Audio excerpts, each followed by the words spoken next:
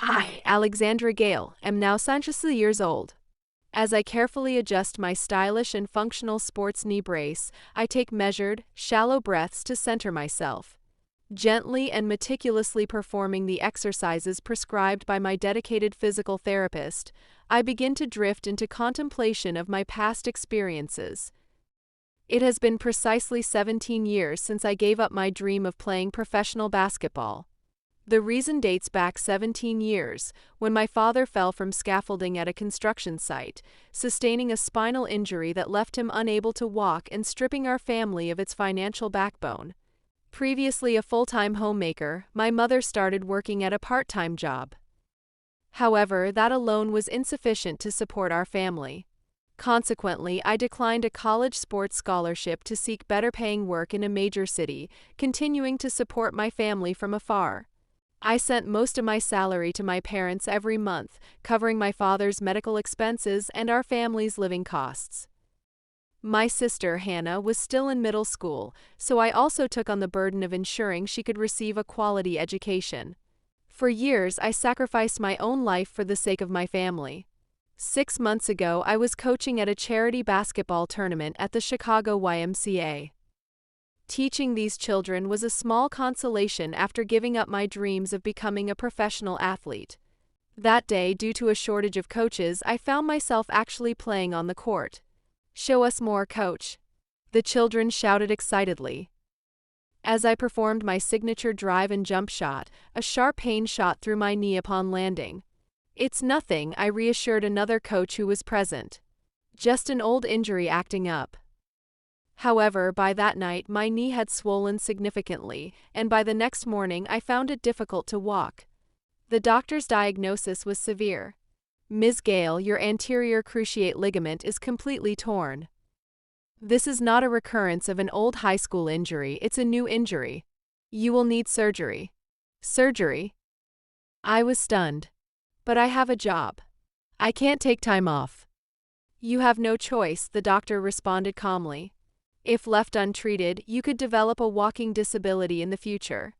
The room began to spin. Medical bills for my father, support for my mother, preparations for Hannah's wedding. And now this surgery. The out-of-pocket costs were not insignificant. "How long will the recovery take?" I tried to calm my voice. "You won't be able to return to work for 1 to 2 weeks after the surgery, and full recovery will take about 6 months, the doctor explained. I nodded silently and informed my family over the phone, assuring them I was fine and could handle all the preparations for the hospital stay on my own. On the day of the surgery, my breathing synchronized with the regular drops of the 4-drip. A chill from the floor crept up my back. "Ms. Gale, your temperature is 98 degrees, blood pressure 110 to 70, all good," a nurse said with a smile, slightly easing my anxiety. "We'll move you to the surgery room in about 30 minutes. My smartphone vibrated with a call from my mother. "Alexandra, I'm sorry I can't be there. I can't leave your father alone." Her voice was filled with regret. "But I will definitely call you once the surgery is over." In the hallway, the sounds of doctors and nurses bustling, other patients' families talking and laughing contrasted with the silence in my room. "It's okay, Mom," I tried to sound cheerful. "I can handle it alone." "It's nothing new." After hanging up, I stared at the hospital bed ceiling, alone as always, whether it was when I injured my Achilles tendon during a high school basketball game, on graduation day, or celebrating my first promotion. It's always just me. Strong big sister, reliable Alexandra. They assumed I'm always independent. The nurse returned to check my 4. "Ms. Gale, is your family coming?" she asked kindly. "No," I maintained my composure. "But it's okay. I'm used to it." She looked at me with sympathetic eyes but said nothing. I had always been expected to be strong, never allowed to show my own weaknesses as the family's pillar. This surgery and recovery period were no exceptions. "How's the pain?" Tyler, my physical therapist, asked over a video call, carefully observing my movements. "It's better than yesterday," I responded. "But it's still hard to fully bend it. Recovery from the anterior cruciate ligament reconstruction surgery takes time." Take it easy, especially since you tend to push yourself too hard when you're on your own, he advised. I laughed in response. That's just my nature. After ending the call, I took a sip of coffee and looked at my smartphone screen. There was an unread message from my sister, Hannah. Alexandra, the wedding preparations are all set. Did you receive the invitation? It's on June 10th. Make sure you come. I smiled, looking forward to Hannah and Daniel's wedding more than anything. It was just a month away. I felt genuine joy at the thought of being part of one of the most important moments in her life, especially after the challenging months of surgery and recovery that I had been through. Of course. I'll be there, Hannah. I'm looking forward to it, I replied. Then I moved to the office space in my home. The computer screen displays a folder labeled Hannah and Daniel, Home Renovation Plans. I check the renovation company's quote and prepare the bank transfer, smiling contentedly. Hannah and Daniel plan to live with my parents after their marriage.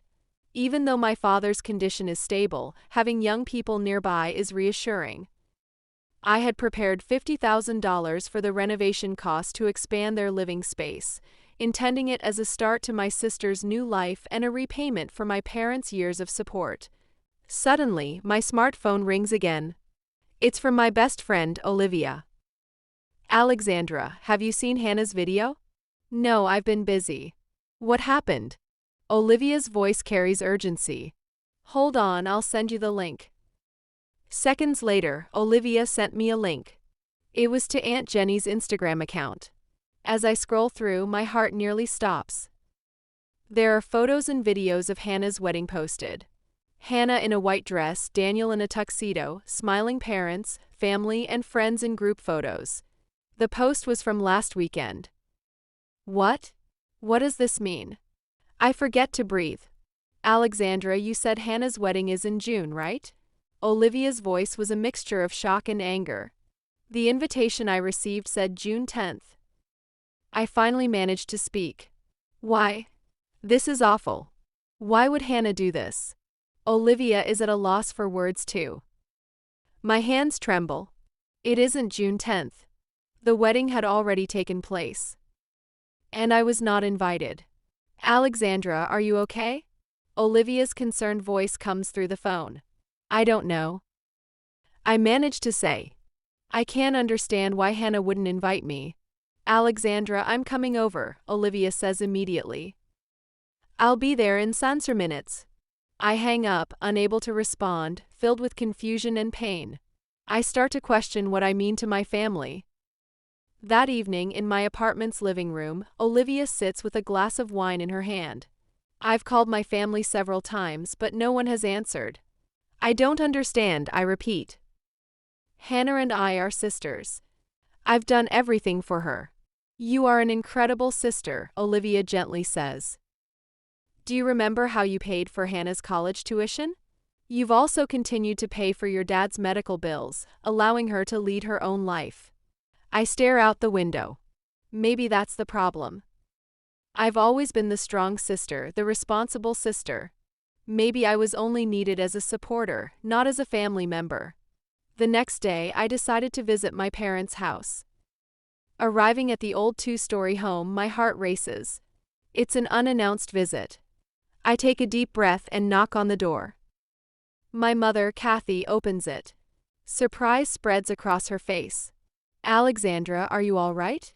Why are you standing here? What are you talking about, Mom? I ask, confused. Of course I'm okay. Rehab is going well. My mother looks at me incredulously and hugs me tightly. Come in.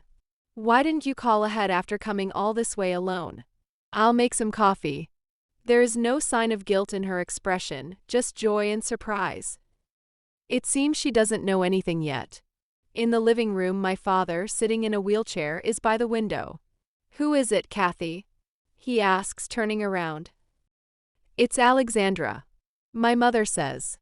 My father's face lights up when he sees me. What? Alexandra? He hurries his wheelchair towards me.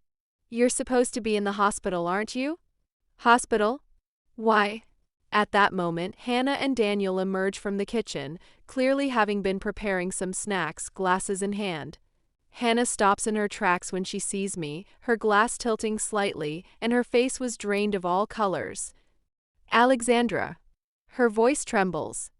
The moment Daniel sees me, his glass falls from his hand to the floor and shatters. Alexandra? Is it really you? His voice is also shaking. How? Why? You were. Hannah stands frozen, her face completely pale, eyes wide with fear, lips trembling. I look at her intently.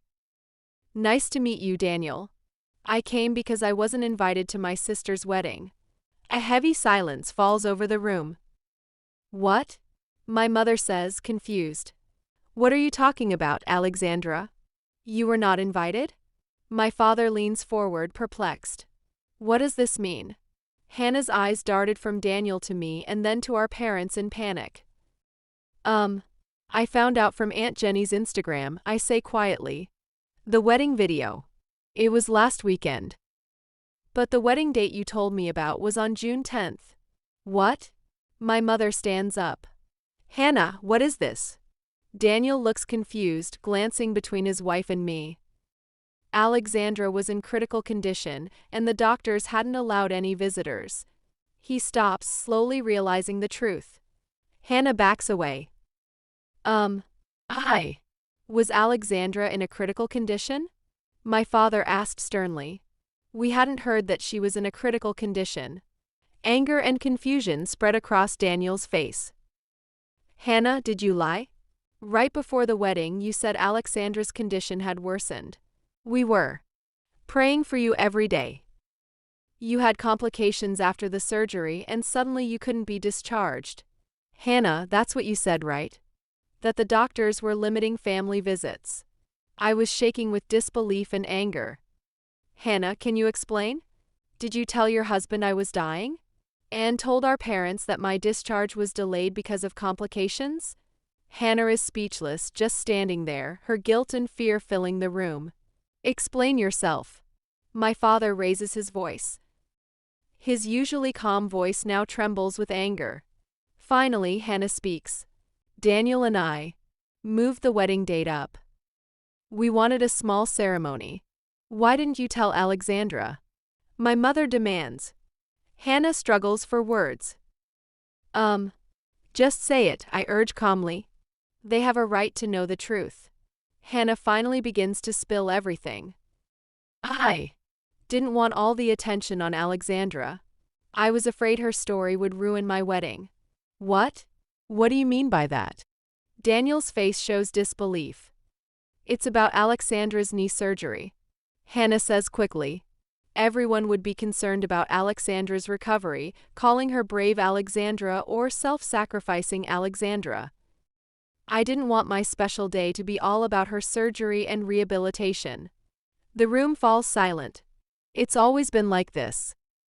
Alexandra is strong and dependable, always praised, especially when relatives gather. She gets all the attention. Daniel looks at Hannah with a shocked expression. Is that the real reason? You lied about your sister being on her deathbed for that? Disgust is evident in his voice. He distances himself from his wife and approaches me. Alexandra, I truly apologize. I had no idea. On the day of the wedding, all I thought about was you. I had told Hannah we'd go to the hospital right after the ceremony. Hannah. My mother's voice trembles. You lied to us. We couldn't make a scene right before the ceremony, so we believed what you said. We were telling people at the venue who asked about Alexandra that she couldn't be discharged unexpectedly. My mother continued. Even afterwards, when we tried to get in touch, you kept telling us that Alexandra was still weak and resting. When I asked you to contact me because my phone was broken, you said it would still take a while. My father looks at Hannah with deep disappointment. Hannah, why would you do this? We are family. I stand up quietly, filled with sadness and disappointment. Hannah, I had saved 1 million for you.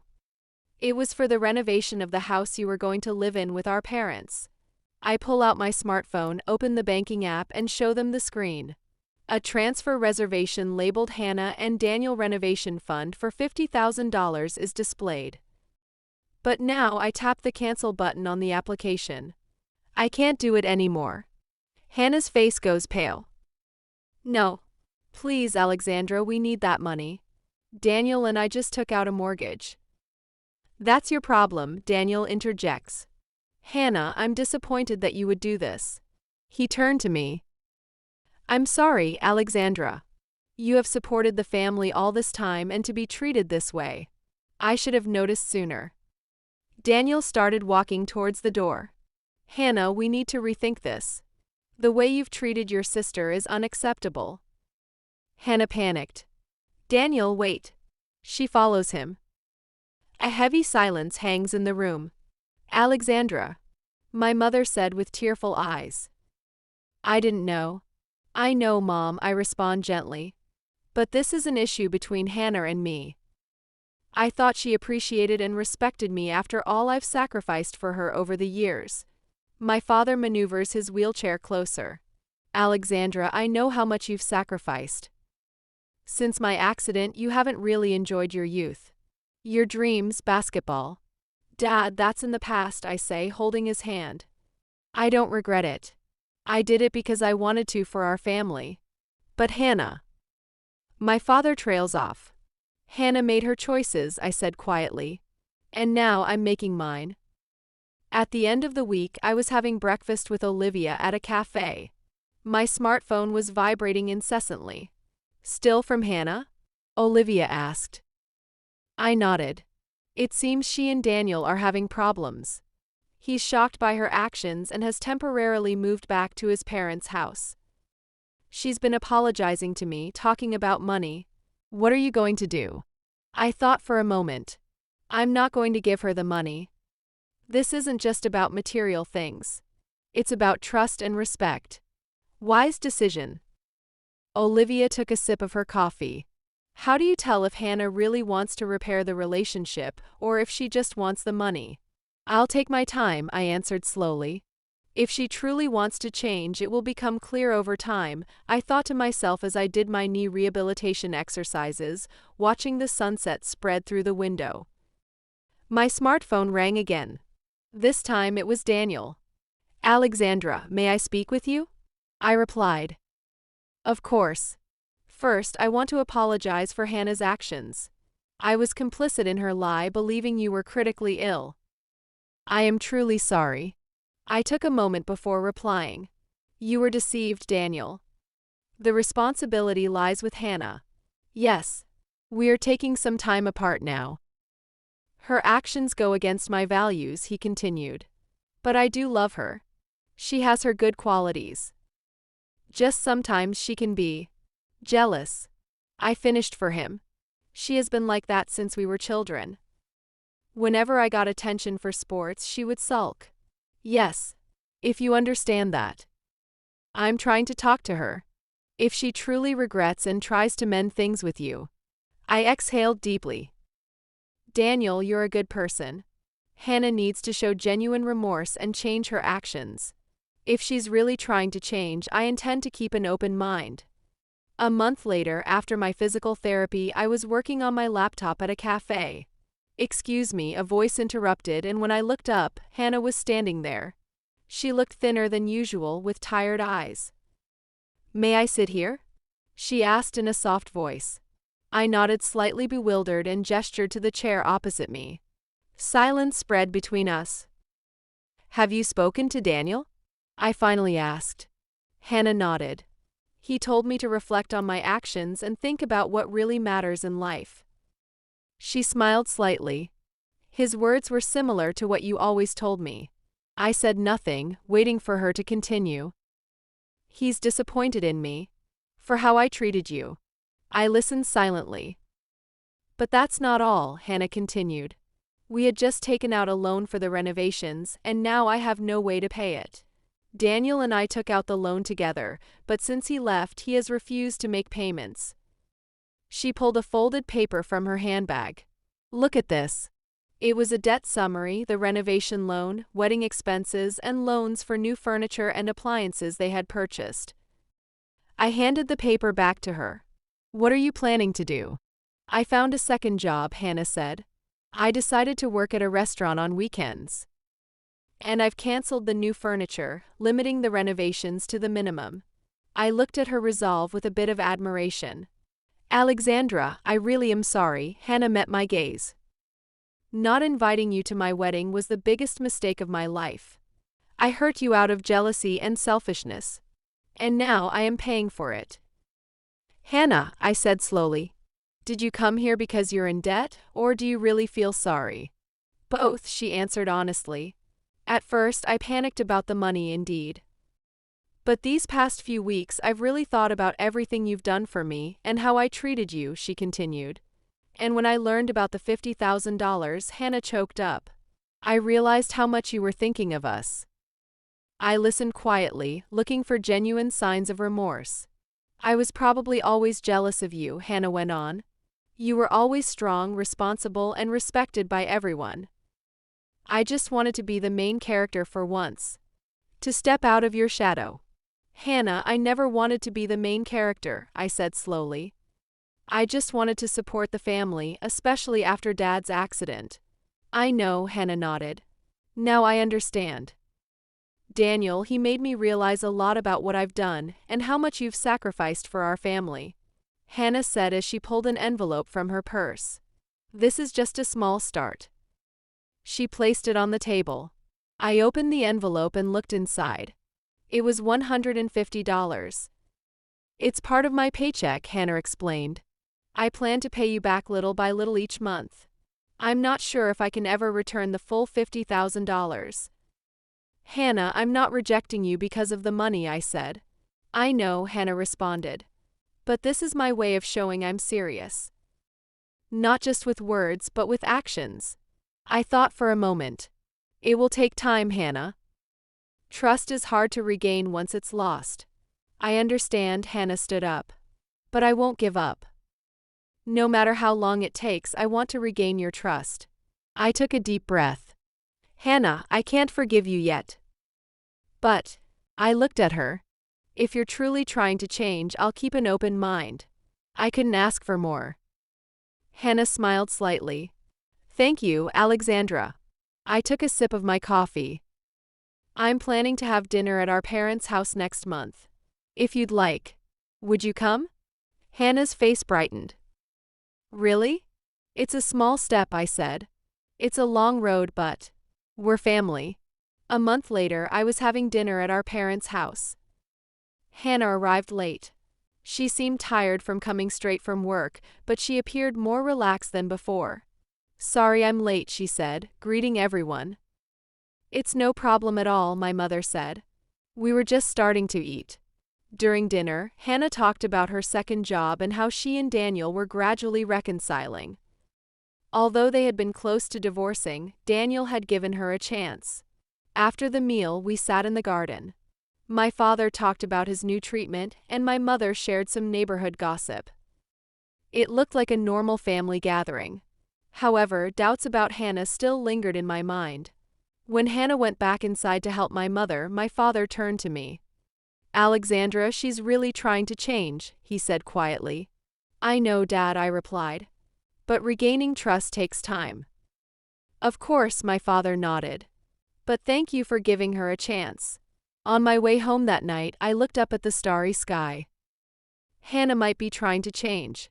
She seemed to be making an effort to repay her debts, mend her relationship with Daniel, and repair our bond. I couldn't fully trust her yet, but at least I could give her a chance. As time goes by, I'll be able to see whether she is truly changed or is simply cornered by her circumstances. For now, I continue to observe her actions, hoping she will show me her determination through deeds, not just words.